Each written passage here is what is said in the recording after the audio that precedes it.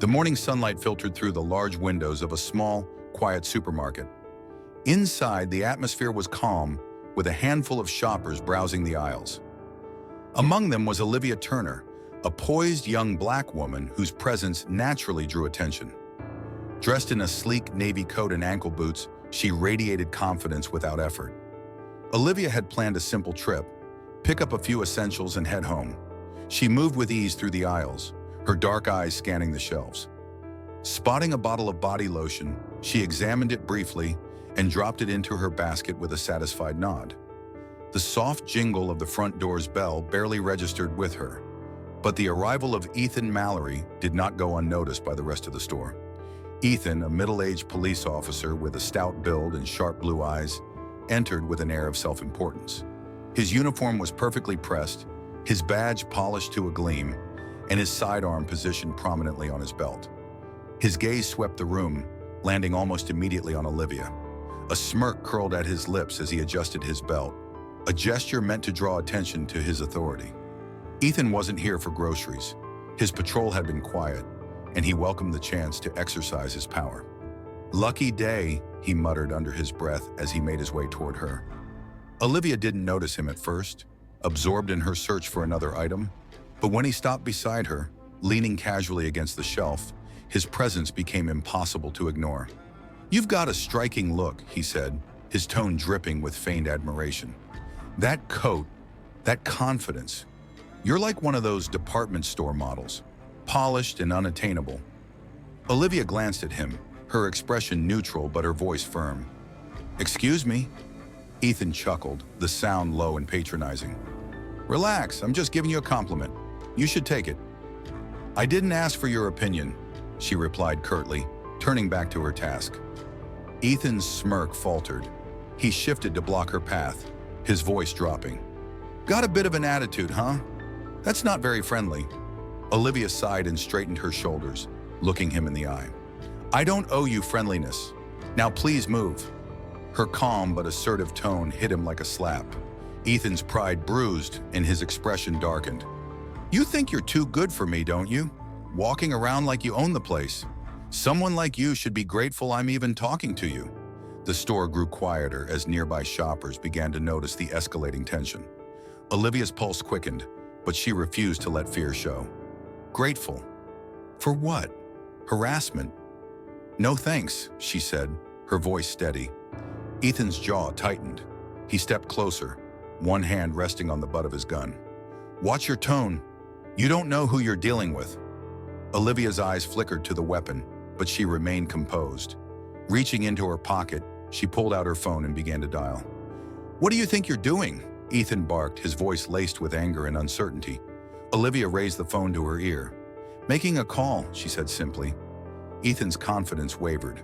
He glanced around the store, now aware that all eyes were on him. The phone rang twice before a deep voice answered. "Dad," Olivia said, her tone calm but firm. "I'm at the supermarket on Elm Street. There's a cop here harassing me, and he just threatened me with his gun."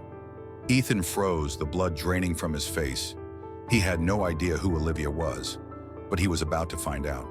The supermarket, once a peaceful haven of routine, had become charged with tension. Olivia Turner remained calm, but her heart pounded as she ended the call with her father. She slipped her phone back into her pocket and locked eyes with Ethan Mallory. For a moment, the officer hesitated. His hand, still resting on the butt of his gun, twitched slightly. The confidence he had flaunted earlier seemed to falter under the weight of her unyielding gaze. But pride was a stubborn force, and Ethan wasn't about to back down, not in front of an audience. "You think you can call your daddy and fix this?" he sneered, his voice louder than before, as if trying to regain control of the situation. "You think I care who he is? You don't scare me, little girl." Olivia stood her ground, her expression cool but unyielding. "I don't need to scare you. You've already done enough to destroy yourself." The murmurs among the onlookers grew louder. Some clutched their shopping carts, inching toward the exits, while others filmed the encounter on their phones. A woman in a floral dress whispered to her husband, her voice trembling, "This is going too far. Someone should do something." Ethan turned toward the gathering crowd, his frustration boiling over. "What are you all looking at? This is official police business. Back off! The command only added fuel to the fire. The murmurs turned to whispers of disapproval. A young man with a smartphone stepped forward slightly, his camera trained on Ethan. Official business? She's just shopping. You're the one harassing her, he said boldly. Ethan's face reddened. His hand gripped the gun more tightly, though he hadn't yet drawn it. He turned back to Olivia, his voice a low growl. You've got people stirred up now. Congratulations. But let me make one thing clear. If you take another step or do anything stupid, I will not hesitate to act. Olivia's composure didn't waver. If you act, it won't be because of anything I've done. It'll be because you couldn't control yourself, she said firmly. Her voice wasn't loud, but it carried across the store, each word hitting its mark. The bell above the door jingled again, and a uniformed store manager hurried in, looking pale and frazzled. He froze at the sight of Ethan and the growing crowd, clearly torn between intervening and staying out of the escalating situation. Officer, is everything okay here? The manager asked cautiously, his hands wringing nervously. Ethan turned toward him, the anger in his expression barely contained. Stay out of this. I'm handling a problem. Before the manager could respond, a sharp sound pierced the air, the blare of sirens. The entire store seemed to pause as the wailing grew louder. Seconds later, the flashing lights of multiple vehicles painted the parking lot outside. Ethan's confidence crumbled as the door swung open and a group of officers entered, led by an imposing figure in a crisp suit. William Turner, the mayor of the city, was a man of deliberate movements and an aura of command. His dark eyes swept the scene, landing on his daughter first. Olivia, he said, his tone even but laced with concern. I'm fine, she replied, her voice steady. William nodded once before turning his attention to Ethan. His expression darkened, his presence filling the room. You, he said, his voice sharp and cutting. Step away from my daughter, now. Ethan's mouth opened, then closed again as realization set in. He had crossed a line he didn't even know existed. His hand dropped from his gun, and he took a step back. Mr. Turner, Ethan began, but William held up a hand, silencing him. Don't speak, the mayor ordered. Sheriff Kingston will handle this. The sheriff, a tall man with a graying beard and a reputation for no-nonsense leadership, stepped forward. Officer Mallory, you're relieved of duty effective immediately. Hand over your weapon and badge. Ethan froze, his face pale. This is ridiculous. I didn't do anything wrong. She provoked me. William's voice cut through Ethan's protest. Provoked you? By shopping? By standing up to your abuse of power? You've embarrassed yourself, this department, and this city. Reluctantly, Ethan unhooked his badge and weapon, handing them to the sheriff. His hands trembled as he looked around, searching for a sympathetic face among the crowd. There were none. As Ethan was escorted out of the store, Olivia exhaled deeply, the tension leaving her shoulders. William placed a reassuring hand on her arm. Let's go home, he said softly. Olivia nodded, but as they walked out, she caught the eyes of the onlookers. They weren't just watching, they were witnessing something bigger, a moment that wouldn't be forgotten. The ride back to City Hall was tense. Olivia sat in silence, gazing out the window of the black SUV as the city streets blurred past. Her father, Mayor William Turner, sat beside her, his jaw clenched. He was a man who prided himself on maintaining composure. But today, the weight of what had happened pressed heavily on his shoulders. Breaking the silence, William glanced at Olivia. Are you sure you're okay? I'm fine, she replied, her voice steady. But I'm not the one you need to worry about. That officer, Ethan Mallory, he shouldn't have a badge, Dad. Not after what he did. William nodded, his expression grim. He won't. I'll make sure of it. By the time they arrived at City Hall, the situation was already making waves. Reporters had begun to gather outside the building, their cameras and microphones poised for any statement. William's assistant, Martha, met them at the entrance, her tablet clutched tightly to her chest. Mayor Turner, the phones haven't stopped ringing. Media outlets are asking for comments, and Sheriff Kingston is waiting in your office, she said, her voice tense. William didn't break stride. Schedule a press conference for this afternoon. I'll address the city directly. Martha nodded and hurried off, leaving William and Olivia to navigate the reporters. The barrage of questions hit them like a tidal wave. "Mayor Turner, is it true your daughter was threatened by a police officer? Ms. Turner, how are you feeling after the incident? What actions will you take against Officer Mallory?" William held up a hand, his voice calm but firm. "I will make a statement shortly. For now, I need to ensure the proper steps are taken. Thank you." Inside the office, Sheriff Kingston rose from his seat as they entered. A tall man with a commanding presence, the sheriff's usual stoic demeanor was tinged with visible frustration. "William," he began, his voice low, "we have a problem." "I'm aware," William replied, gesturing for the sheriff to sit. "But it's more than a problem, Robert. It's a failure of our system to prevent men like Mallory from abusing their authority." The sheriff nodded slowly. "I've reviewed the preliminary reports, including the videos taken by witnesses. There's no question. Mallory's actions were grossly inappropriate. Harassment, intimidation, and blatant misconduct. He'll face an internal review, but that's not enough," William interrupted, his tone hardening. "This isn't just about an internal review. This is about accountability. Mallory drew a weapon on an unarmed woman in a public space. That's not a disciplinary issue. That's a criminal offense." Robert sighed, leaning forward. "I understand your anger, but we need to follow protocol. If we act too quickly, his defense team could use it against us. We need to ensure our case is airtight." William considered this for a moment, then nodded. "Fine, follow protocol, but I want transparency. Every step of this process needs to be visible to the public. We can't let this be swept under the rug." "I'll see to it," Robert promised. Olivia, who had been listening quietly, finally spoke. "What about the other officers? The ones who stood by and didn't intervene? Are they being investigated too?" The sheriff looked at her, surprised by the sharpness in her tone. "We'll review their conduct as well, but based on the footage, they didn't escalate the situation." "They didn't stop it either," Olivia countered. "Silence is complicity, Sheriff." Robert's lips pressed into a thin line, but he nodded. "You're right. I'll include them in the review." William glanced at his daughter, pride flickering in his eyes. "You're learning fast." As the meeting wrapped up, William prepared for the press conference. He stood at the podium in the Grand Hall of City Hall, cameras flashing as reporters jostled for position. Taking a deep breath, he addressed the city. "Today we witnessed an unacceptable abuse of power by one of our officers, Ethan Mallory. No one, regardless of their position, has the right to intimidate, harass, or threaten another person, especially under the guise of law enforcement. I want to assure you that this administration will not tolerate such behavior." He paused, letting the weight of his words settle. "An independent investigation has been launched, and Officer Mallory will face the full extent of the law. This is not just about one officer's actions.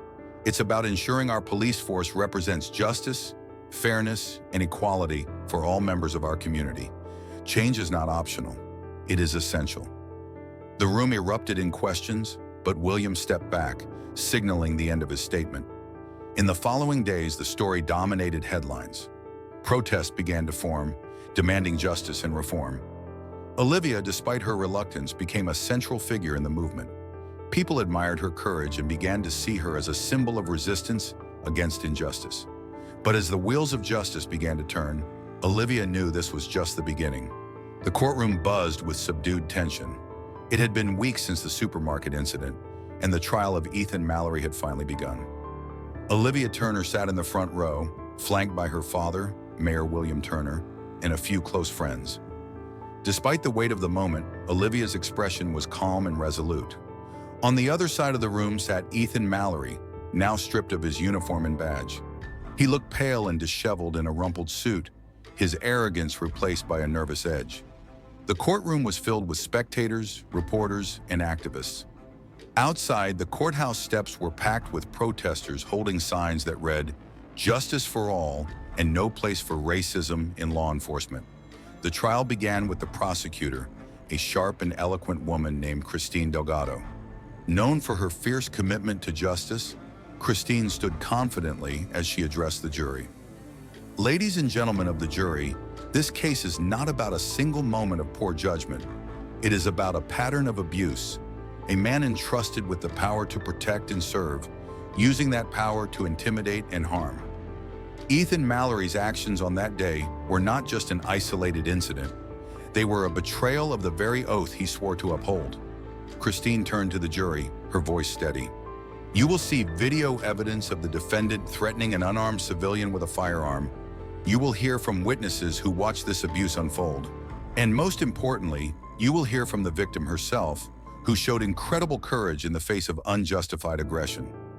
By the end of this trial, there will be no doubt about Mr. Mallory's guilt. Ethan's defense attorney, a middle-aged man with graying hair named Alan Rourke, rose to deliver his opening statement. His strategy was clear: shift the blame and paint Ethan as a victim of circumstance. Officer Mallory has served this community for over 15 years, Alan began, his tone calm and measured. On that day, he acted under extreme stress. His actions were not malicious, but a result of a tense and unpredictable situation. We ask that you consider the full context before passing judgment. Olivia clenched her hands in her lap, resisting the urge to react. She knew this was coming, the attempt to justify what Ethan had done. The prosecution's case was airtight. Christine presented video footage captured by witnesses, showing Ethan's aggressive behavior in the supermarket. The jury watched as Ethan approached Olivia with an air of hostility, his hand on his gun, issuing threats with no provocation. Next came the witnesses, the shoppers who had been present during the incident. Their testimonies painted a consistent picture of Ethan's actions: unprovoked, aggressive, and racially charged. Finally, it was Olivia's turn to take the stand. She walked to the witness box with steady steps, her head held high. As she raised her hand to swear in, a hush fell over the courtroom. Christine began gently. Ms. Turner, can you recount what happened on the day in question? Olivia took a deep breath. I went to the supermarket to pick up a few items.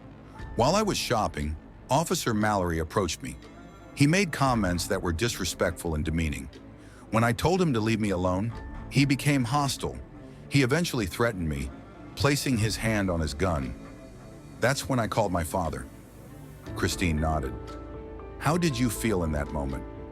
Olivia's voice remained steady, but there was a hint of steel beneath her words. I was scared, but I was also angry. Angry that someone who was supposed to protect the public could act with such blatant disregard for their responsibility. Angry that he thought he could intimidate me because of who I am and how I look. Alan Rourke's cross-examination attempted to poke holes in Olivia's account, but she held her ground, responding with clarity and composure. After days of testimony, it was time for closing arguments. Christine stood before the jury one final time. Ethan Mallory didn't just make a mistake. He abused his power. He threatened an innocent woman with a deadly weapon and showed no remorse. If we excuse this behavior, we send a message that such actions are acceptable. Justice demands accountability. When the jury retired to deliberate, the courtroom was left in tense silence.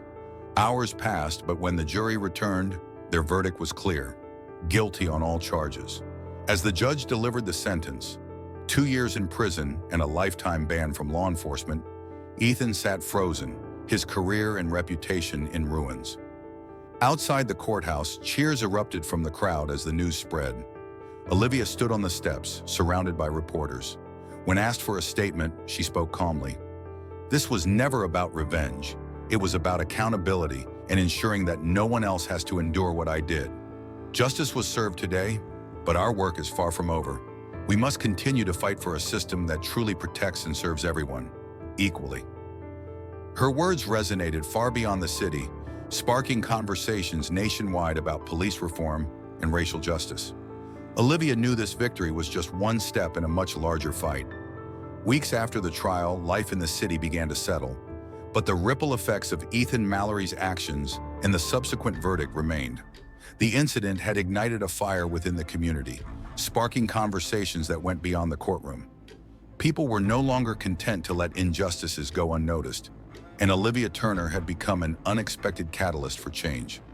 At City Hall, Mayor William Turner and Sheriff Robert Kingston announced a series of reforms aimed at restoring trust in the police force.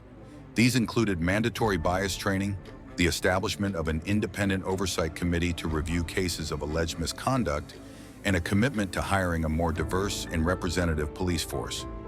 During a press conference, William addressed the city once more.